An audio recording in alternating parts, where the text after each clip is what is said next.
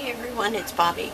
I am back with a real quick share of some Christmas tags that I have made. These are all made using the Winter Wonders and exclusive collection from Country Craft Creations. They turned out so pretty, and I absolutely do not like the ones that are store-bought. I've used them for years, but you know, you can make such pretty ones with stuff you've already got in your stash. This is leftover pieces from the collection. I had already made a project with this collection, and these tags, the ones like here, are from the design collection, and I just matted them on some artisan white and navy blue, and I used a die in my stash to cut out some doilies and some, these are actually called stars, but they look like snowflakes to me, so I cut out some large ones and some small ones. These words come from the collection, all these papers do, and I used dies I had in my stash for the leaves and the flowers, and I just thought they turned out so cute. I just layered up a bunch of dies, added some ribbon to the top. This one, I did it in kind of a peach color because there's peach throughout in this paper. And this one I put on white, and I used the navy blue design paper. These tags are in the collection, you just cut them out. And then I just added, I used some foam sheets. I found this foam at a local craft shop. It comes in sheets of 12 by 18 for 99 cents. So I've been using them behind my pieces instead of Pop Dots. It was a lot cheaper, and it gives them a really firm foundation so you don't have high and low spots in there. This one, I cut this one out, this snowflake out of foam, so it's got a little bit more dimension to it.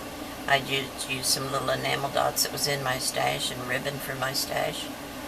Most of the laces, actually all of the laces, came from Country Craft Creations. They were in various collections, whether it's just design team projects or Craftology box, whatever, I save all of it. So there's those three. I've got 6 of them done, and I've got 3 more cut out, and I'll show you just roughly how I go about putting them together. But they were really super simple.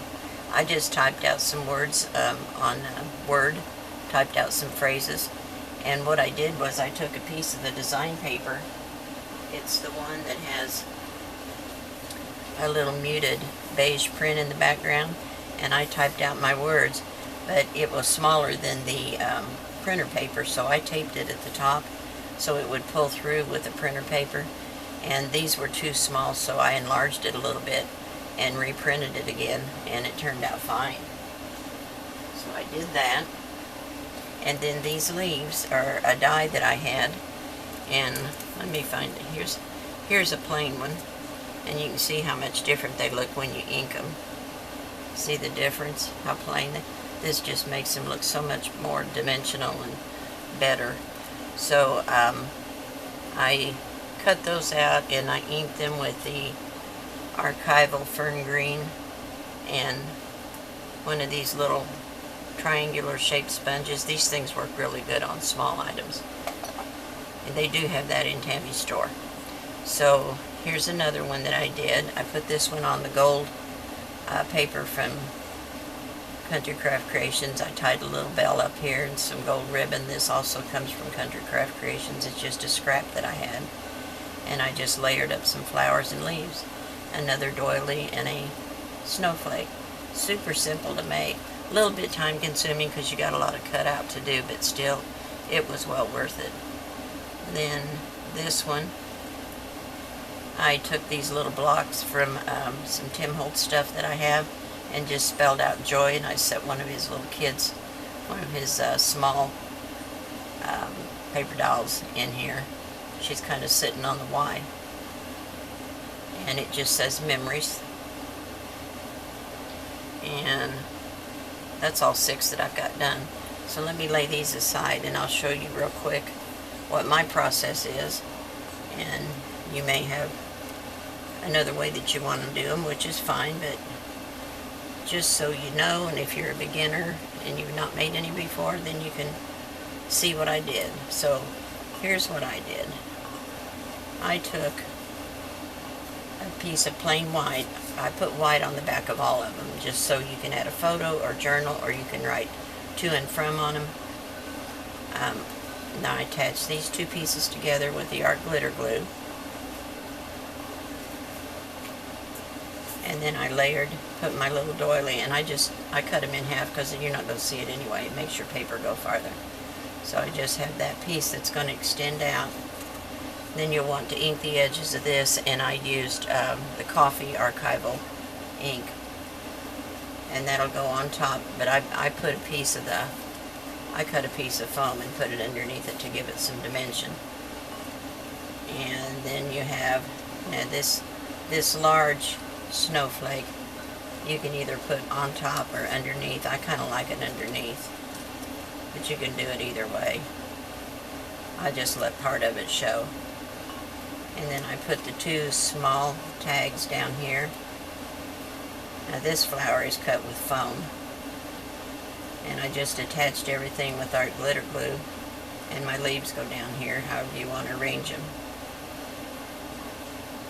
And then you can put a small snowflake up here, and then I have a couple of little tiny snowflakes that I cut out of foam just to give it a little bit more dimension. But that's how that one goes. And then I have this one cut out, and I'm going to put a blue doily on it. And I've got my leaves. I haven't added foam to any of this puppy hair. So there's my snowflakes. And my flowers are kind of a teal color on this one. And there's my 3 leaves and my 2 tags. And you can add bows or ribbon or whatever. And then the third one I have ready, this one actually does have foam on the back of it. And this one again I've got foam on this too. This one actually has the orange in it again, so I've cut out half a doily for that. And this will go on here. And I'll layer these 2 up. And then put my 3 leaves up under here. And I attach all of this with art glitter glue. I'm just trying to give you a basic idea. So it goes there, and then this flower will stack up one on top of the other, and I just put them with art glitter glue. And then you can add your snowflakes or whatever. This one can go back here, and a little one can go up here. You just add whatever you want to. And then I used a slot punch for the ribbon. It's just something I found on Amazon a while back, and it works really, really well. It just cuts these little slots like this instead of punching a hole. Gives you a little bit more leeway for your wider ribbon. So that is what I made. And I'll put the other 3 together off camera, and then I'll share them all with you. So thanks for watching. Have a great day, and I'll be back soon with more tutorials. Bye now.